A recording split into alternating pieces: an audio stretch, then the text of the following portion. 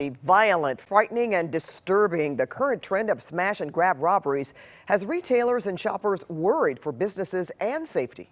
So what's fueling this crime wave and how can it be stopped? KCAL 9's Tom Wade is live at the Grove, which was targeted last night in a brazen attack. Tom.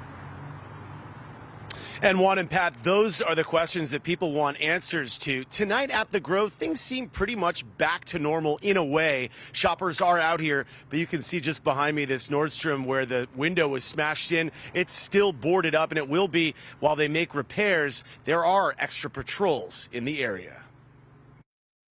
Sunday night, they used a sledgehammer to shatter storefront windows in Beverly Hills. Monday night, the Grove was the target of a similar stunning and brazen attack. As many as 20 people bashed out a storefront window at Nordstrom and then escaped with thousands of dollars in merchandise. Several were caught a short time later after a chase. One of their SUVs was full of new clothes, and part of a cash register was also found. You feel vulnerable. You feel violated. Billionaire businessman and Grove owner Rick Caruso lashed out at local leaders for not doing enough to address rising crime. Caruso himself has toyed with the idea of a run for mayor of LA. I think it's a manifestation of weak leadership. I think it's a manifestation of some really bad decisions that our leaders made. It's a manifestation of deciding we're going to defund the cops. The violent smash and grab robbery at the Grove capped off days of similar jaw-dropping crimes in the Bay Area. 80 robbers plowed their way into a Nordstrom there. And in San Francisco's Union Square Friday night, numerous stores were either burglarized or vandalized. The governor spoke to the need of better prosecution of suspects. I have no sympathy, no empathy whatsoever. People smashing and grabbing, stealing people's items, creating havoc and terror on our streets, none. Critics say the recent crime wave is a result of years of lawmakers and even voters watering down penalties for committing these acts. Greg Totten is the executive director of the California District Attorneys Association. When you don't prosecute cases or when you lessen the consequences for crime, we get more of it.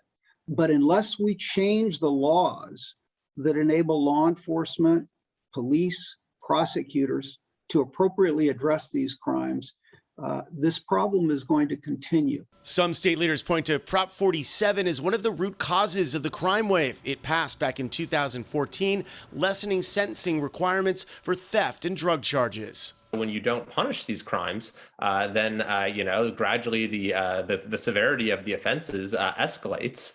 You aren't able to intervene and sort of nip it in the bud, and that's why you're seeing these now just truly horrifying events. Voters would have to weigh in order to make changes. I think that there are a lot of contributing factors to this acceleration of smash and grab, and one of them is that the penalties simply are much lower for this type of crime.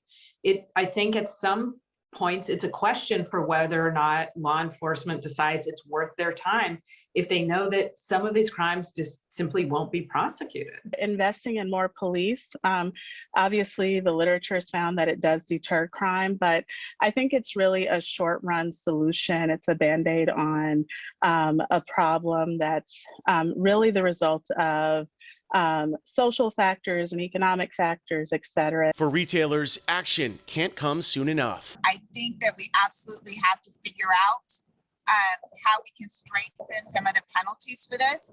In addition, we need district attorneys who are willing to go out there and say they are going to hold these people accountable by filing felony charges. The good news in all of this is that no one was hurt last night, no customers, no store workers. We did ask this evening to interview LADA George Gascon. We were told he was not available. Reporting live in the Fairfax District, I'm Tom Wade, KCAL 9 News.